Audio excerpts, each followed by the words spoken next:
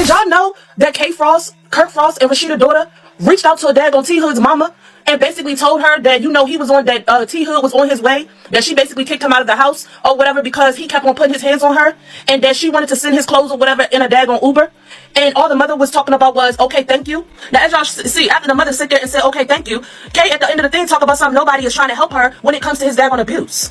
The streets of Atlanta have seen scandals before. This is a city built on music, hustle, and survival.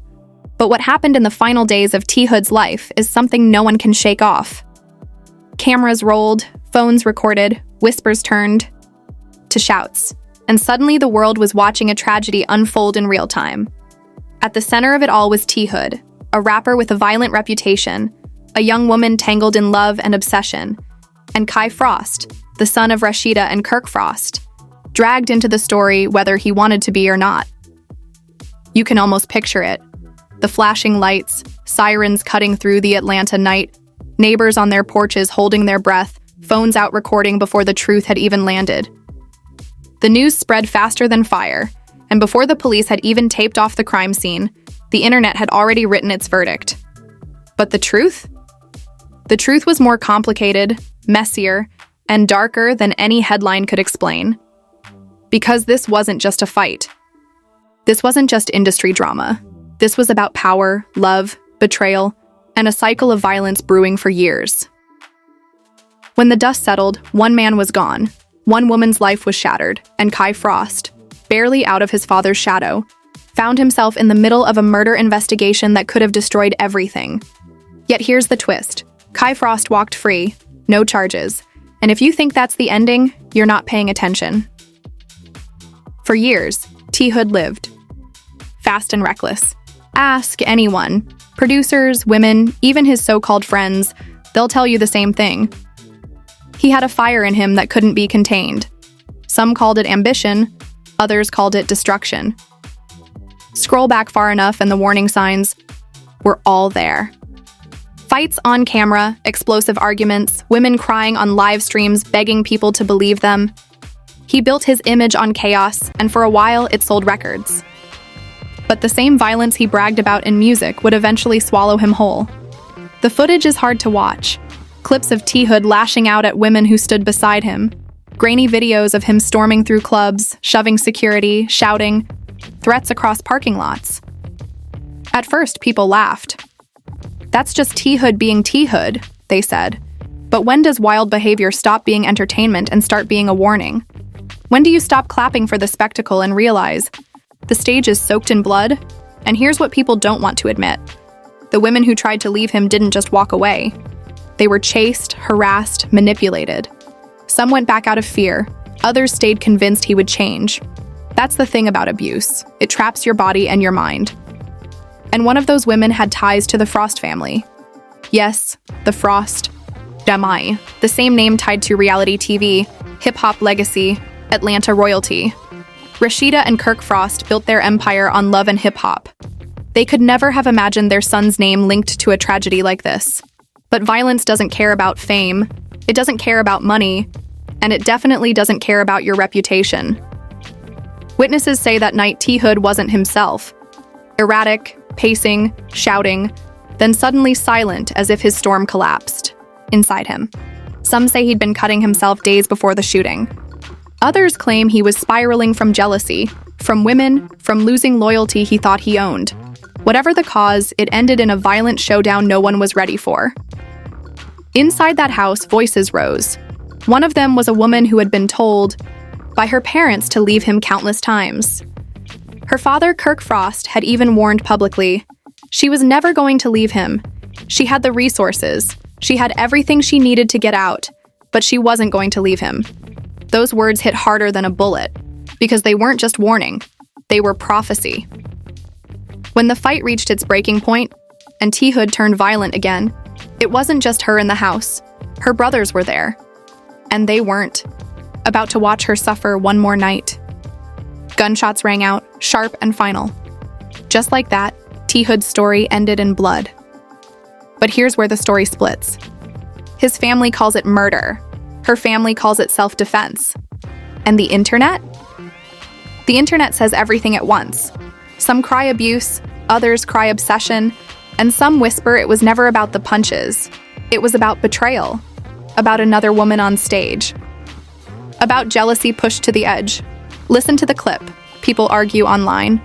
She wasn't screaming because he hit her. She was screaming because he embarrassed her, because he brought another girl into the spotlight. That's why she snapped. Theories piled up. Arguments got louder. But one truth cut through. T. Hood was shot in the back, and that fact alone made the world question everything. How do you claim self-defense when the bullet struck from behind? How do you convince a jury this was survival, not execution?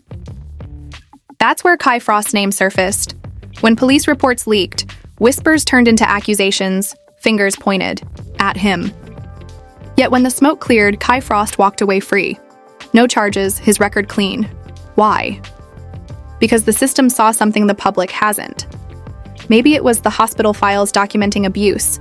Maybe it was text messages, voicemails, nights where screams echoed through walls. Maybe it was neighbors who called 911 one too many times. Whatever it was, prosecutors weren't ready to take it further. Not yet. Not with the evidence they had. And so the headline hit like a bomb. Kai Frost walks free. No charges. For some, it was justice. For others, corruption. But for the Frost family, it was survival. Because when your name is tied to reality TV, every move you make is magnified. And when your son is caught in a murder investigation, it's not just a tragedy. It's a storyline. It's a headline. It's a brand new season waiting to be milked for ratings. But behind the cameras, behind the gossip, stood a young man who had just seen his life flash before him in a courtroom he barely escaped. And the deeper you look, the uglier it gets. The footage of T. Hood's violent past resurfaces again and again. The whispers of obsession won't die. The claims of cover-ups tear families apart. What people thought was the end of a tragedy wasn't the end at all. It was only the beginning of something far more dangerous. The story of T. Hood was never just about one violent night. It was about a pattern, a history told in fragments, in whispers, in shaky cell phone videos, and quiet police notes. A history that, when pieced together, didn't just sketch a picture, it built a wall of proof. Proof of a man spiraling.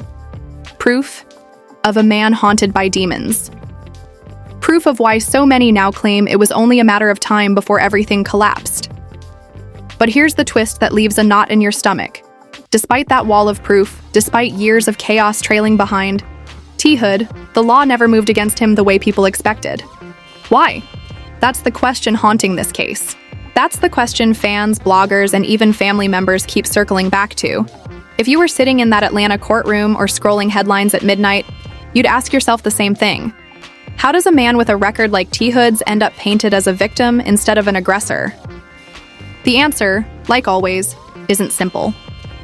On one side, you had T. Hood's past, caught on camera in moments where fists flew, where voices screamed, where women were left bruised and shaken.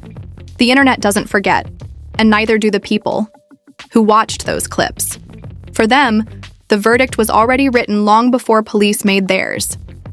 They saw a violent man who lived by chaos and eventually drowned in it. On the other side, you had Kai Frost, the son of Rasheeda and Kirk Frost, a young man whose own life was tied to the same franchise that built an empire on chaos, love, and hip-hop Atlanta. For some, Kai Frost was guilty by association.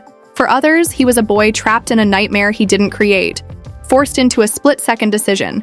That's where everything got messy, because the official line from investigators wasn't murder. It wasn't manslaughter. It wasn't even negligence.